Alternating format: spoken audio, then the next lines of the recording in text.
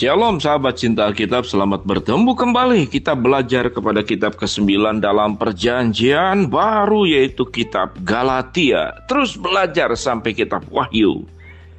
Kitab Galatia 1:1 dengan jelas menyatakan Paulus sebagai penulis surat penggembalaan kepada jemaat Galatia ini.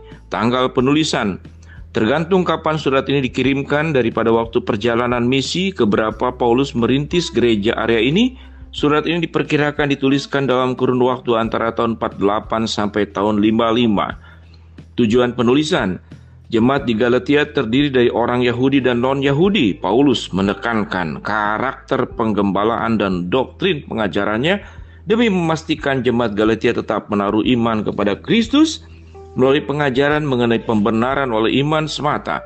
Sama halnya dengan surat kepada jemaat Roma, bahwa dengan surat kepada jemaat di Roma, bahwa pembenaran itu oleh iman semata, dan penggembalaannya fokus pengajarannya selalu mengenai keselamatan oleh iman semata-mata tanpa memandang kepatuhan seseorang dalam menjalankan hukum Taurat. Surat Galatia tidak ditulis sebagai tulisan yang terkait sejarah kontemporer. Ia lebih berupa surat protes terhadap penyelewengan ajaran Injil yang sebenarnya. Ajaran mengenai pembenaran oleh iman semata, bukannya oleh usaha manusia. Telah diselewengkan sebagian jemaat Yahudi yang tetap bersikeras bahwa orang Kristen harus menjalankan hukum Taurat dengan ketat supaya bisa berkenan kepada Allah. Ketika Paulus menyadari pengajaran sesat ini mulai merasuki jemaat Galatia dan telah membelenggu mereka, dia menulis surat penggembalaan yang memprotes soal ini. Ayat kunci Galatia 2 ayat ke-16. Kamu tahu bahwa tidak seorang pun yang dibenarkan oleh karena melakukan hukum Taurat, tetapi hanya oleh karena iman kepada Kristus Yesus. Sebab itu kami pun telah percaya kepada Kristus Yesus, supaya kami dibenarkan oleh karena iman kepada Kristus dan bukan oleh karena melakukan hukum Taurat. Sebab tidak ada seorang pun yang dibenarkan oleh karena melakukan hukum Taurat.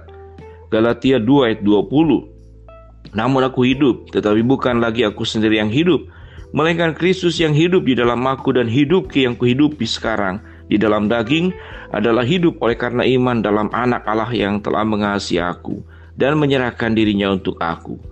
Galatia 3 ayat 11. Dan bahwa tidak ada orang yang dibenarkan di hadapan Allah oleh karena melakukan hukum Taurat adalah jelas, karena orang yang benar akan hidup oleh iman.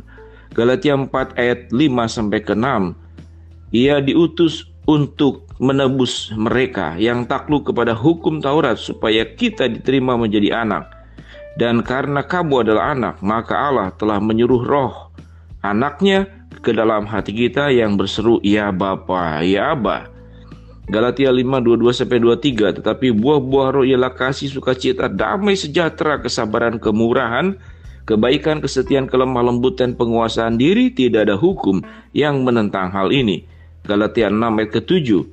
Jangan sesat, Allah tidak membiarkan dirinya dipermainkan, karena apa yang ditabur orang itu juga yang akan dituainya. Rangkuman. Hasil pembenaran oleh anugerah melalui iman adalah kemerdekaan spiritual. Paulus meminta jemaat Galatia untuk berdiri teguh atas kemerdekaan mereka dan jangan mau lagi dikenakan kuk perhambaan. Kemerdekaan ini bukan sebagai kesempatan untuk hidup dalam dosa, tetapi untuk melayani sesama dalam kasih. Kemerdekaan ini tidak timbul dari hasil usaha manusia. Memang kemerdekaan ini akan berakibat pada makin sengitnya peperangan antara roh dan daging. Akan tetapi, natur kedagingan telah disalibkan bersama Kristus, dan sebagai akibatnya akan menghasilkan buah roh berupa kasih, sukacita, damai sejahtera dalam kehidupan orang-orang Kristen. Surat kepada jemaat Galatia ditulis untuk meruntuhkan ajaran sesat. Bagi Paulus, isu utama bukan mengenai sudah disurat atau belum, tetapi apakah dia sudah menjadi ciptaan baru atau belum. Jika Paulus tidak berhasil meyakinkan mereka mengenai pembenaran oleh iman semata, kekristenan hanya akan menjadi salah satu sekte dalam Yudaisme ketimbang menjadi jalan keselamatan sejati. Karena itu, surat ini berlaku kepada orang percaya yang seperti Paulus berkata, namun aku hidup, tetapi bukan lagi aku sendiri yang hidup, melainkan Kristus yang hidup di dalam aku.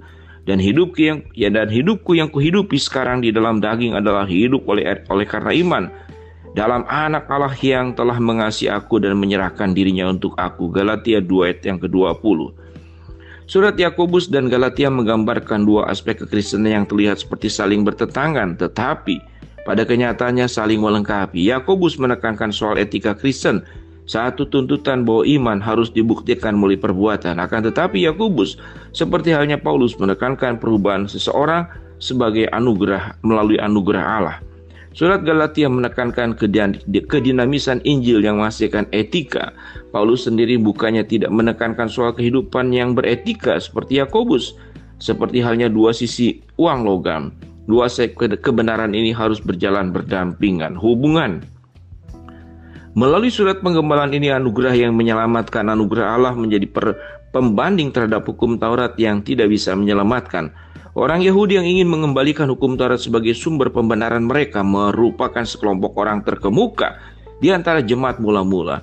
Bahkan mereka sampai bisa menjerat Petrus untuk sependapat dengan mereka. Begitu terikatnya orang Kristen mula-mula terhadap hukum Taurat membuat Paulus berulang kali harus kembali menekankan pengajaran mengenai keselamatan oleh anugerah saja yang sama sekali tidak ada hubungannya dengan ketaatan menjalankan hukum Taurat.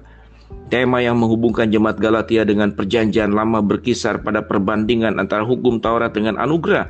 Ketidakmampuan Taurat untuk membenarkan kematian bagi mereka yang berada di bawah hukum Taurat. Abraham dibenarkan melalui iman semata.